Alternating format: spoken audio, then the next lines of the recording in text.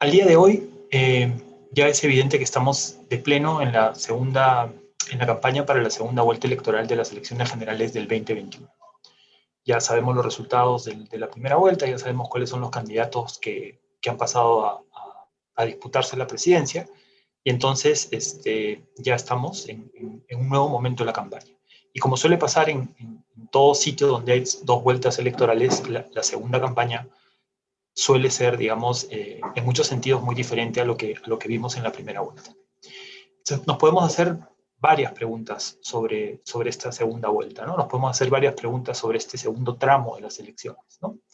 Pero, digamos, a ver, privilegiemos una de esas preguntas, ¿no? Privilegiemos una pregunta sobre qué es lo que pueden hacer los candidatos, qué es lo que van a hacer los dos candidatos que están en competencia para llegar a la presidencia, y tratemos de pensar por qué eso es importante, ¿no? Porque es importante no solamente para el resultado finalmente de las elecciones, sino también por qué puede ser importante para lo que termine sucediendo en el país, ¿no? Entonces, hay muchas cosas que van a jugar un rol fundamental en esta segunda vuelta, ¿no? Ya no es una competencia entre muchos candidatos, es una competencia entre dos candidatos.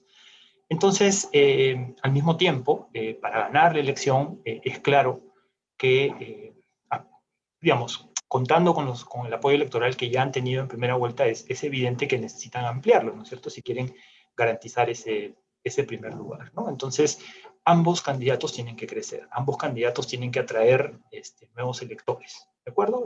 Digamos, es el requisito fundamental para ganar esta elección finalmente. Ahora, en ese camino, con ese objetivo, ¿no? Hay muchas cosas que van a contar. Creo que va a ser importante, digamos, lo que los candidatos digan o no digan, ¿no es cierto? Los mensajes. Creo que es importante en toda campaña las estrategias que pueden usar, ¿no es cierto? Estrategias que van de múltiples cuestiones, ¿no es cierto? Y también, finalmente, las acciones que pueden proyectar, ¿no? O sea, este paquete de cosas yo creo que es importante. A ese paquete de cosas, yo creo que también es posible sumarle eh, algo que se viene discutiendo en los últimos días, que tiene que ver con las alianzas que pueden establecer con otras fuerzas políticas, con los candidatos que no pasaron a la segunda vuelta, ¿no? Con los partidos políticos que existen en el país, etcétera, etcétera.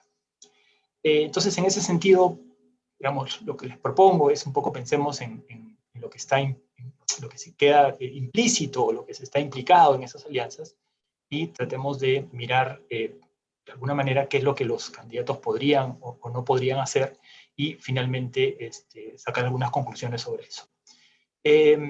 A ver, pero partamos de una cosa central, ¿no es cierto?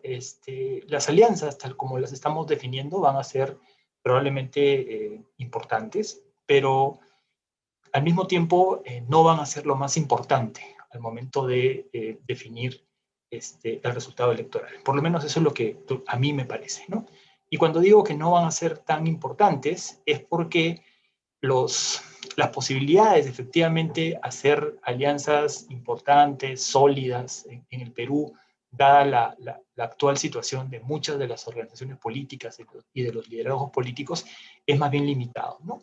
Eh, Imagínense que uno de los candidatos que está en segunda vuelta efectivamente consigue lo que se llama el endoso de uno de los candidatos que perdió en primera vuelta, ¿no? Un candidato que tuvo más o menos alrededor del 10% de los votos. Ese endoso, ese respaldo, ¿ustedes creen que va a ser suficiente para que todas las personas que votaron por ese candidato automáticamente se trasladen a votar por la persona que está haciendo con la cual se está haciendo el endose? Difícilmente eso va a suceder, ¿no? Al mismo tiempo, varias de las organizaciones políticas empiezan a mostrar brechas, diferencias. Entonces, en ese estado, en esa situación, ¿no? Las alianzas políticas tienen, digamos, este efecto, ¿no? Más bien limitado si las pensamos solo en términos electorales, ¿no? O sea, o si las pensamos solo en términos de votos, ¿de acuerdo? O sea, no van a ser importantes, pero no van a ser, creo, el factor más determinante de esta segunda vuelta. Y más bien, las alianzas electorales pueden terminar siendo muy importantes para confirmar, eh, proponer, ¿no es cierto?, dejar en evidencia, ¿no?, el grado de apertura que pueden tener estos dos candidatos que están en segunda vuelta, su capacidad de convocatoria, ¿no es cierto?, el nivel de convicción que tienen con algunas de las cosas que han venido diciendo, y finalmente su voluntad de comprometerse con algunas ideas, comprometerse con algunos, valga la redundancia, tener algunos compromisos de cara al electorado. Entonces, las alianzas, insisto, es una cosa que hay que mirar y estar atentos, pero no es el elemento más importante. Ahora bien, ¿qué puede suceder de cara a estas posibles alianzas que tienen estos dos candidatos, ¿no? Que, insisto, probablemente van a ser mucho más importantes en tanto muestren, digamos, algunas reacciones, reflejos de los candidatos, más que en términos de asegurar un trasvase electoral.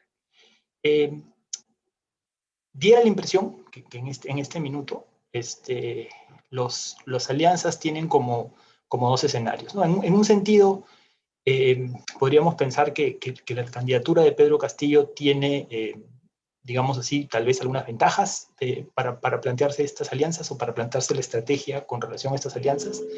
Creo que a Pedro Castillo le ha funcionado, digamos, mantenerse en las cosas que él cree, que él insiste, ¿no es cierto?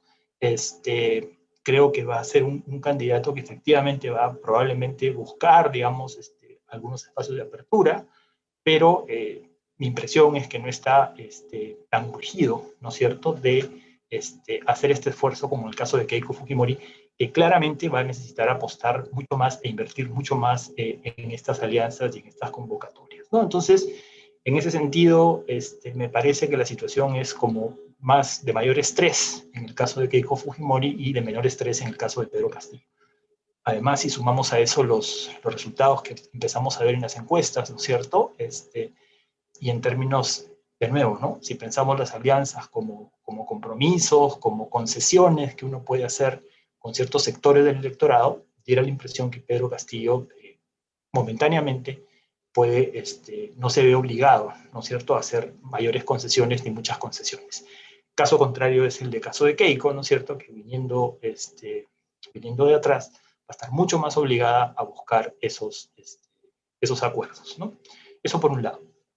Por otro lado, lo que podría jugarle, digamos, a favor a Castillo y, digamos, perdón, a favor a Keiko y en contra de Castillo, es que definitivamente Keiko Fujimori tiene, digamos, una organización política un poco bastante más afiatada, al parecer, organizada, en comparación a lo que tiene Castillo, ¿no? Entonces, al momento de nuevo, ¿no?, tender estos puentes, hacer estas convocatorias, hacer compromisos de cara al electorado, ¿no es cierto?, que implican, digamos, esta idea de alianzas, ¿no?